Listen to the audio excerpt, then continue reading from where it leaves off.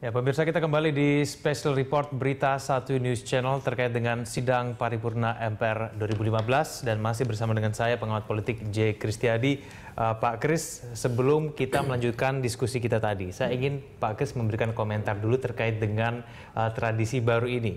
Biasanya memang Presiden akan menyampaikan 2 pidato kenegaraan, tapi pada tahun ini ada 3. Yang paling baru, yang paling berbeda dengan tahun sebelumnya adalah tadi mengenai lembaga tinggi negara. Anda melihat bahwa apakah memang tepat ada tradisi baru ini? Adakah urgensi sebetulnya Presiden Jokowi menyampaikan laporan mengenai hubungan pemerintah dengan lembaga tinggi negara? Pak Kris? Saya kira sekarang ini ya, bangsa ini, yang mungkin juga terus terang Pak SBY merasakan, bahwa memang ada usaha bagaimana sebenarnya memperkuat pemerintahan nasional ini. Gitu. Bagaimana memperkuat itu? Memperkuat itu bagaimana supaya memang kebijakan-kebijakan ini efektif dan memihak masyarakat. Dan itu sistem presidensial yang kita pilih. Ya. Kenapa milih begitu?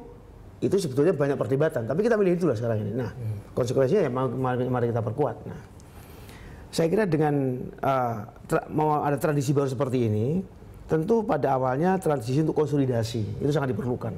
Gitu. Karena memang tentu presiden diangkat oleh dipilih rakyat dan tentu ada lembaga-lembaga kontrol yang lain. Itu penting sekali. Tapi juga yang tersirat dari tradisi baru yang mau dilakukan ini adalah bagaimana sebetulnya lembaga-lembaga negara ini semakin meyakini ya bahwa kalau sistem presidensial itu sebetulnya bagaimana sih kedudukan presiden, hubungan presiden dengan DPR.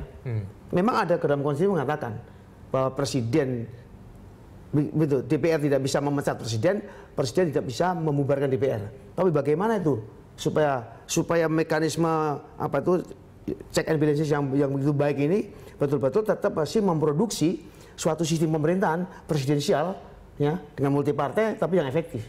Tentu masih harus bisa dikontrol oleh rakyat. Itulah. Nah, ini saya kira penting sekali. Karena apa? Karena pernah terjadi bahwa dulu yang namanya DPR dan mungkin juga sekarang ya kan, masih terlalu dominan.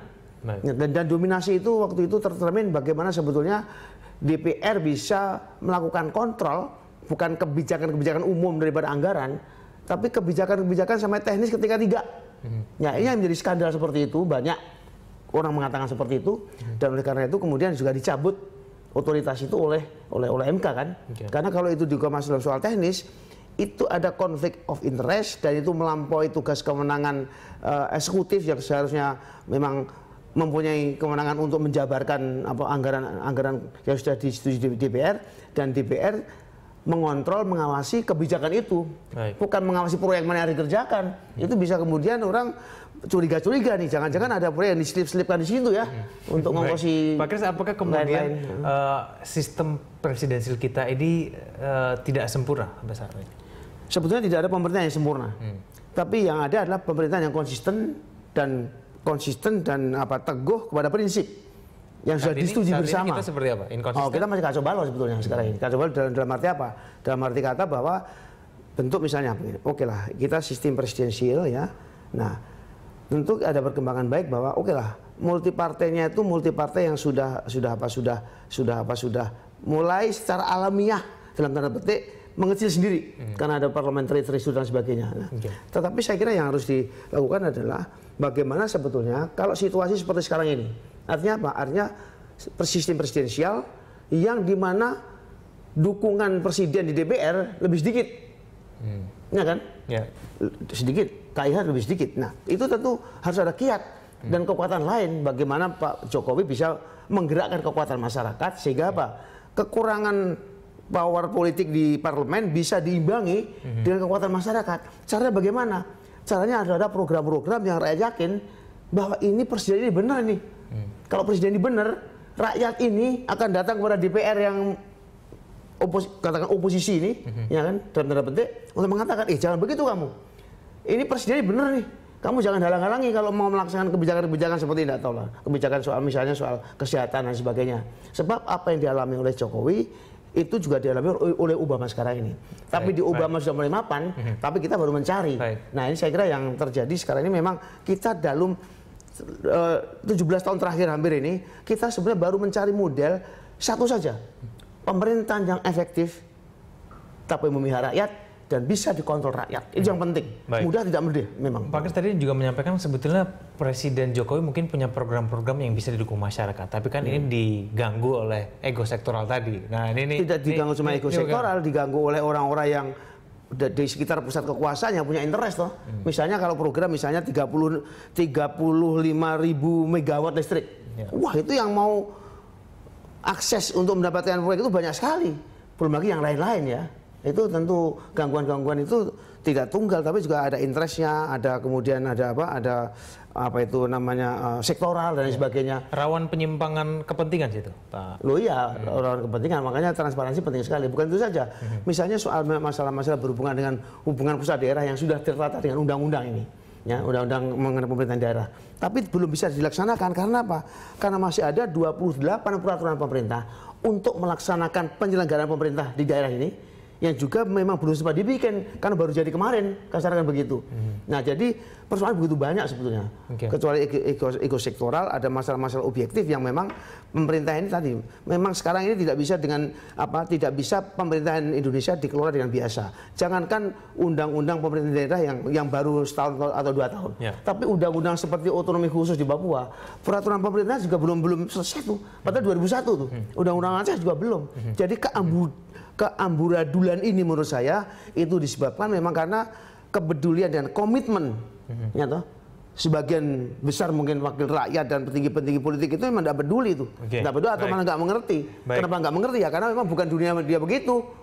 Dia tidak terpanggil masuk menjadi DPR, tapi menjadi DPR mau berkuasa saja, itu yang menurut saya salah. Pak Kris, amburadul menurut versi dari Jokowi ini ada harga pangan tidak stabil, korupsi masih terjadi, penegakan hukum belum terjadi sesuai dengan ideal seperti tadi pidato dari Pak Jokowi, kemudian pembangunan tidak merata yang mungkin menyinggung dengan otonomi di Papua tadi, Pak Kris. Kemudian ini berujung pada reshuffle kabinet. Nah ini menurut Anda reshuffle kabinet itu saya kira cuma ya mengobati sementara lah, mengobati sementara dalam arti kata mungkin ada menteri yang tidak nyaman karena merasa ini bukan kompetensi saya, ya toh, menteri yang merasa inilah atau presiden juga sudah merasa ini kok mengentik begitu terus dan sebagainya. Tapi ini hanya bagian parsial saja sebetulnya. Berarti reshuffle yang kemarin tidak mampu menjawab persoalan utama itu.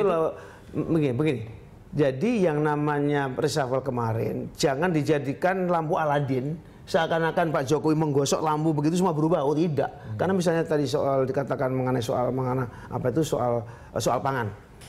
Soal pangan daging sapi itu kan hitungan orang awam kan mudah kan, ya kan? Kalau sebetulnya kan urusannya bahwa kalau harga naik atau turun itu urusannya mekanisme pasar supply demand, ya kan?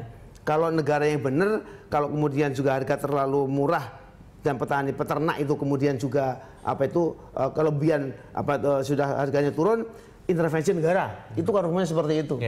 Sudah dilakukan oleh Jokowi kan? Loh, sekarang ini begini, tapi persoalan sekarang adalah ada paling tidak dua. Pertama adalah hitung-hitungan stok mengenai soal daging sapi. Itu menurut saya simpang siur semua nih.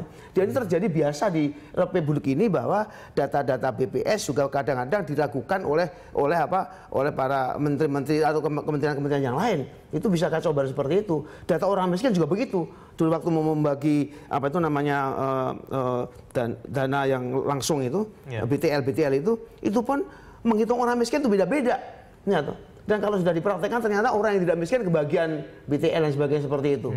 Dan sini memang tadi sekali lagi bahwa pemerintahan ini memang begitu banyak persoalan, apalagi kalau kita sudah masuk di detail, ya kan, ngitung kebutuhan dagang berapa sih kebutuhan jagung, ya impor jagung tidak import itu bolak-balik gak karu-karuan, ya kan. Kemudian tadi daging, kemudian juga mungkin soal kedelai dan yang lain-lain. Jadi memang sekarang ini saya kira harus ada keseimbangan lah.